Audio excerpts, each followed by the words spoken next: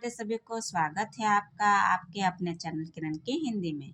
तो जैसा कि हम जानते हैं कि हम हिंदी यूपी टीजीटी और पीजीटी एलटी ग्रेड की तैयारी करते हैं। उसमें हम हिंदी के आदिकाल पढ़ चुके हैं और संस्कृत साहित्य अब पढ़ेंगे। जो हिंदी और हिंदी पीजीटी टीजीटी में संस्कृत साहित्य के और ग्रामर के भी क्वेश्चन आंसर आते हैं। तो हम संस्कृत साहित्य और ग्रामर को भी पढ़ेंगे। उसके बाद में हम हिंदी में भक्तिकाल को शुरुआत करेंगे। तो चलो चलते हैं, संस्कृत साहित्य पढ़ेंगे। श्री हर्ष ने बाणभट्ट को वैश्यवाणी कवि चक्रवर्ती की उपाधि से विभूषित किया।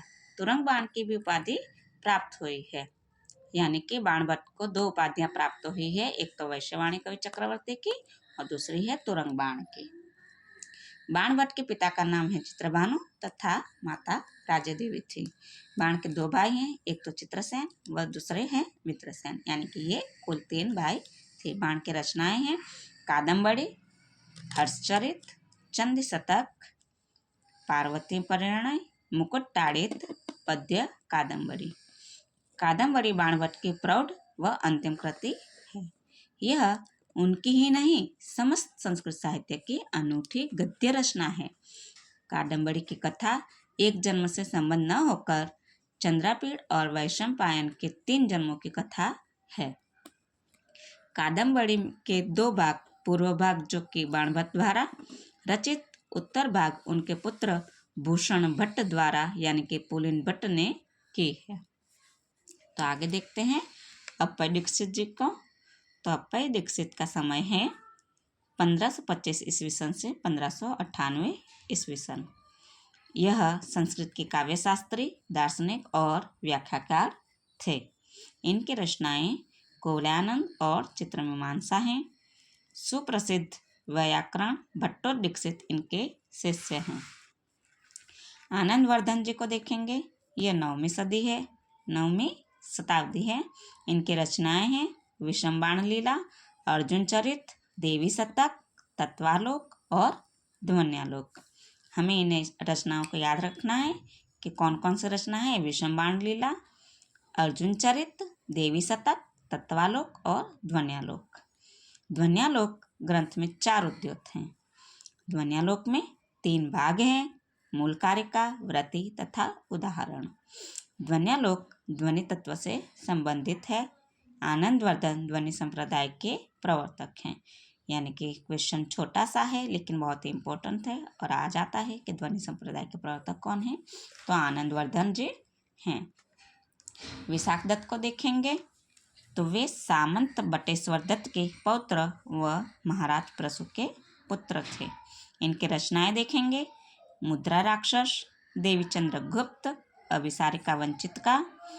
मुद्रा राक्षस संस्कृत का ऐतिहासिक नाटक है। मुद्रा राक्षस नाटक को हिंदी में सर्वप्रथम अनुदित करने का श्रेय भारतेंदु हरिश्चंद्र को प्राप्त है। मुद्रा राक्षस में साहित्य और राजनीति के तत्वों का मणिकांचन योग मिलता है, जिसका कारण संभवतः यह है कि विशाख दत्त का जन्म राजकोल में हुआ था। श्रीहर्ष का समय है 12वीं सदी। इनके पिता का नाम श्रीहरि है, लेकिन यूपी पीजीटी में 11 में यह हरि नाम दिया गया था। माता मामल देवी है। आश्रयदाता कौन है? तो कन्नौज के राजा जयंत चंद्र, जो प्रचलित नाम इनका जयचंद है। इनके रचनाएं हैं नैषधीय चरितम, इसको नैषध चरित काव्य भी कहते हैं, स्थैर्य विचार प्रकरण, श्री विजय प्रशस्ति, खंडन खंड खाद्य, अर्णव वर्णन, छिंद प्रशस्ति, शिव शक्ति सिद्धि और नव सासंक चरितम, यानी कि ये चंपू काव्य है। इसमें सबसे इम्पोर्टेंट जो रचना है वो नैषध चरितम है। ये बहुत ही पूछी जाती है। नैषध चरित के बारे में देखेंगे तो इसमें 22 सर्ग हैं। महाकाव्य की बृहत्त्रयी में इनको गिना जाता है। भरत मुनि को देखेंगे, तो भरत मुनि नाट्य शास्त्र, नाट्य कला पर व्यापक ग्रंथ एवं टीकाएं टीका है जिसे पंचम वेद भी कहा जाता है। वर्तमान नाट्यशास्त्र में 6000 श्लोक हैं, इसलिए इसे षट शास्त्री संहिता भी कहा जाता है। तो क्वेश्चन आ जाता है कि षट साहित्य संहिता भी किसे कहा गया है, तो नाट्यशास्त्र को कहा गया है। क्यों कहा गया है, तो इसमें 6000 श्लोक हैं, इसलिए इसको षट शास्त्री संहिता भी कहा जाता है। निर्णय सागर द्वारा प्रकाशित प्रथम संस्करण में 37 अध्याय दिए गए थे, जबकि नाट्यशास्त्र के प्राचीन टीकाकार अभिनव गुप्त ने 36 अध्यायों का उल्लेख किया है। भास को पढ़ेंगे हम। संस्कृत नाटककारों में भास का नाम उल्लेखनीय है। भास कालिदास के पूर्ववर्ती हैं। भास लौकिक संस्कृत के प्रथम साहित्यकार हैं। तो लौकिक संस्कृत के प्रथम साहित्यकार कौन है, तो यह भास हैं। और पूछा भी जाता है कि लौकिक संस्कृत के प्रथम साहित्यकार कौन है, तो भास हैं। सबसे पहले 1909 ईस्वी सन में गणपति शास्त्री ने भास के 13 नाटकों की खोज की, जो निम्न प्रकार हैं। कौन से 13 नाटक हैं, ये देखेंगे।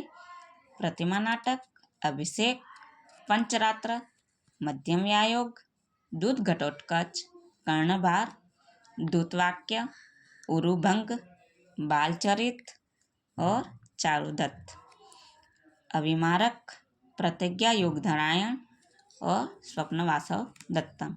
इसमें से मुख्य रचनाएं हैं प्रतिमा नाटक। ये भास के तो सारे ही रचनाएं मुख्य हैं। पंचरात्र भी पूछी जाती है, कर्णभार भी पूछी जाती है, दूत घटोत्कच भी पूछी जाती है, दूतवाक्य भी पूछी जाती है। तो ये सारे ही इम्पोर्टेंट हैं। कालिदास जी को देखेंगे। मूल नाम है इनका नीलकंदन। तो अगर कालिदास का मूल नाम पूछा जाए तो क्या होगा, नीलकंदन। कालिदास उपमा अलंकार के लिए प्रसिद्ध हैं। तो उपमा अलंकार के लिए कौन प्रसिद्ध हैं, कालिदास। उपमा कालिदास्यस्य 12वें अर्थ गौरम, मतलब उपमा के लिए कालिदास प्रसिद्ध हैं और 12वीं जी ये अर्थ गौरम के लिए प्रसिद्ध हैं। दंडी पद लालित्य मागे संते त्रयो गुणा, यानी दंडी जी हैं वो पद लालित्य के लिए प्रसिद्ध हैं, जबकि माघ जो हैं वो तीनों ही गुणों से प्रचलित हैं। रचनाएं इनकी महाकाव्य देखेंगे पहले तो रघुवंशम इनका महाकाव्य है। कालिदास विरचित अंतिम महाकाव्य है ये। इसमें 19 सर्ग, 1569 श्लोक और 31 राजाओं का वर्णन, राजा दिलीप, रघुअज, दशरथ, राम तथा इंदुमती, सीता, कुमुदवती आदि रानियों का वर्णन है। दूसरा है महाकाव्य कुमार संभवम। इसमें कुल 17 सर्ग हैं और शिव पार्वती विवाह, कार्तिकेय के जन्म एवं तारकासुर के वध की कथा है इसमें। नाटक देखेंगे इनके। अभिज्ञान शाकुंतलम इनकी सर्वश्रेष्ठ कृति है, जिसमें 7 अंक हैं। नायक हैं दुष्यंत और नायिका है शकुंतला। अन्य प्रियव्रदा हैं, अनुसया हैं, गौतमी, दुर्वासा को सुलभ कोपी भी माना जाता है। उपजीव्य ग्रंथ कौन सा है इसका, तो महाभारत का आदि पर्व है। ऐसा पूछा जाता है कि अभिज्ञान शाकुंतलम का आदि उपजीव्य ग्रंथ कौन सा है, तो महाभारत का आदि पर्व है। मालविका अग्निमित्रम में 5 अंक और नायक कौन है, अग्निवर्ण और नायिका है मालविका। तीसरी है रचना विक्रमोर्वशियम। इसमें 5 अंक हैं और पुरूरवा और उर्वशी इनके नायक नायिका हैं। ये नाटक हैं, यानी कि महाकाव्य कौन से हैं, रघुवंश, कुमार संभवम। नाटक कौन से हैं, अभिज्ञान शाकुंतलम, मालविका अग्निमित्रम और विक्रमोर्वशियम। तो इसमें जो अंक दिए हैं उसकी संख्या पूछी जाती है और नायक नायिकाओं के नाम भी पूछे जाते हैं। और गीति काव्य कौन सा है कालिदास का, तो मेघदूत है। ये उपजीव्य ग्रंथ कौन सा है मेघदूत का, तो वाल्मीकि रामायण कथा 2 भाग, पूर्व मेघ और उत्तर मेघ।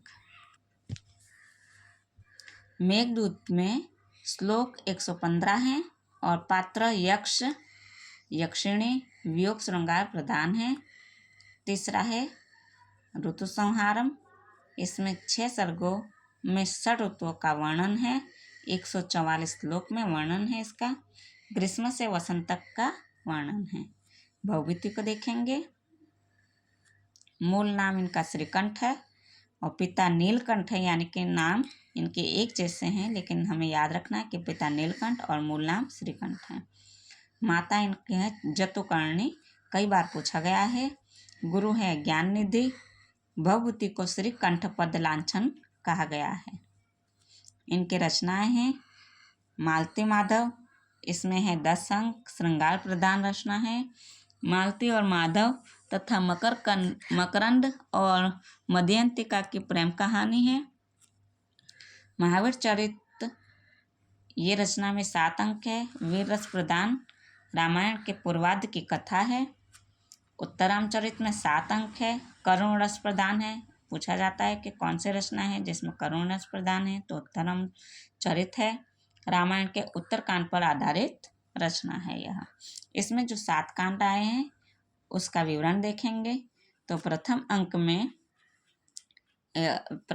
में चित्र दर्शन है और यह अयोध्या से घटना जो हुई थी उससे संबंधित है।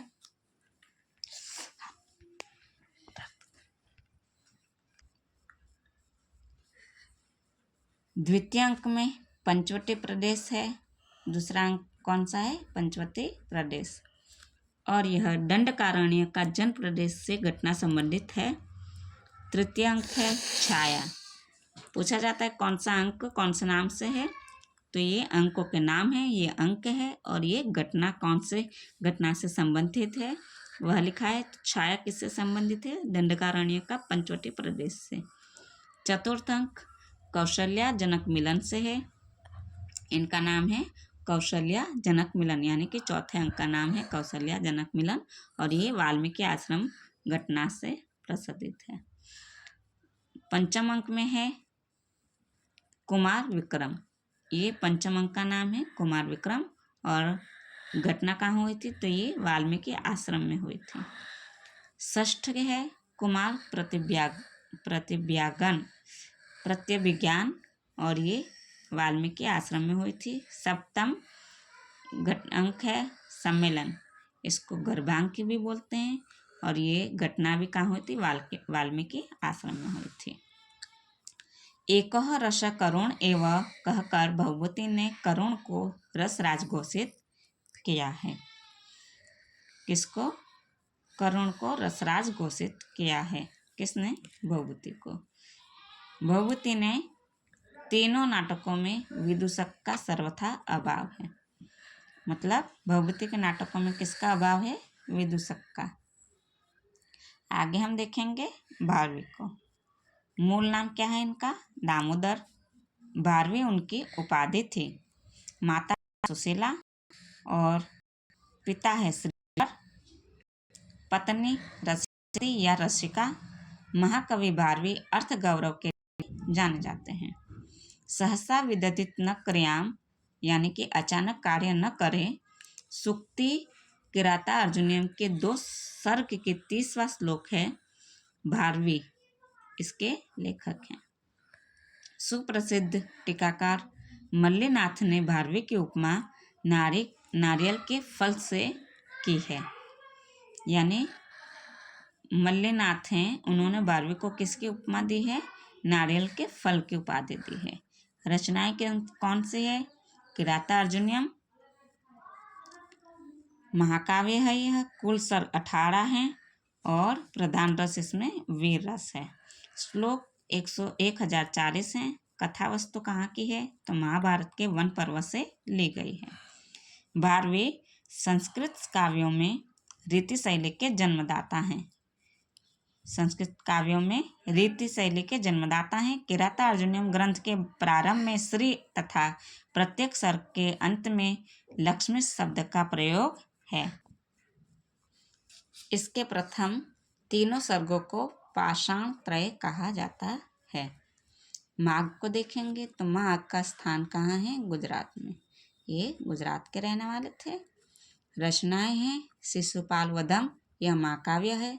सर्ग 20 हैं प्रधान रस वीर रस है और पद 1650 है। छंद वंशस्थ है, यानी कि अगर माघ के बारे में कोई क्वेश्चन आता है तो इसमें से कहीं नहीं जाएगा। जैसे कि कौन सा रस है इसमें शिशुपाल वध में, तो वीर रस है। कितने पद हैं? 1650 हैं। सर्ग कितने हैं? तो 20 हैं। और आगे देखते हैं, कथानक महाभारत के सभा पर्व से लिया गया है। तो शिशुपाल वध में देवर्षि नारद द्वारा शिशुपाल के पूर्व जन्म का विवरण देते हुए उसके अत्याचारों का उल्लेख, श्री कृष्ण से उसके संहार की प्रार्थना, युधिष्ठिर के राजसूय यज्ञ में श्री कृष्ण का इंद्रप्रस्थ पहुंचना, शिशुपाल का अभद्र व्यवहार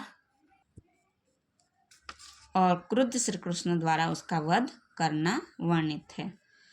माघ ने अपनी अपूर्व कल्पना का परिचय देते हुए निदर्शना अलंकार का उपयोग करते हुए चतुर्थ सर्ग में रैवतक पर्वत के एक और सूर्योदय और दूसरी ओर और चंद्रास्त को देखकर महाकाय हाथी के दोनों ओर लटकते हुए दो विशाल हाथी के दोनों ओर लटकते हुए दो विशाल घंटों की कल्पना की है। इस कल्पना की उत्कृष्टता के आधार पर ही माघ का नाम घंटा माघ पड़ गया है।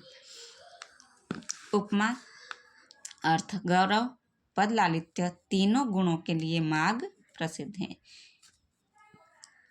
दंडी को देखेंगे हम। अलंकारवादी आचार्य हैं यह। इनके रचनाएं हैं काव्यादर्श, अलंकारों का विवेचन किया गया है काव्यादर्श में, और लक्षण ग्रंथ है।